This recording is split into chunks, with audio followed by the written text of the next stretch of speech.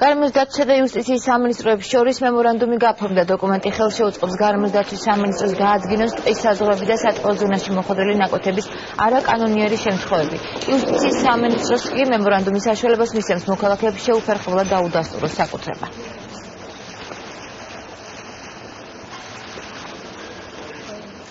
ამ სამინისტროსთან ვაწერთ ხელს თანამშრომლობის მემორანდუმს, რომელიც ემსახურება ორ მიზანს. პირველ რიგში იმას, რომ ჩვენ შევძლოთ ერთმანეთს გაუცვალოთ ის ინფორმაციები, რომელიც ჩვენს უწყებებში ინახება, იქნება ეს მიწების რეგისტრაციის, სატყეო ფონდის თუ დაცული ტერიტორიების შესახებ, იმ მიზნით, რომ პირველ რიგში ჩვენი სისტემა მორგებული იყოს მოქალაქის ინტერესზე. გვექნება წვდომა საჯარო რეესტრის მონაცემთა ელექტრონულ ბაზებზე და შეგვეძლება ძალიან მოქნილად და სწრაფად მოვახდინოთ საზღვრების იდენტიფიცირება, კერძო საკუთრებების. ეს იქნება ძალიან მოქნილი მექანიზმი და მოქნილობას მისცემს თითოეულ სტრუქტურას იმისა, რომ სწრაფად მოხდეს საზღვრების იდენტიფიცირება.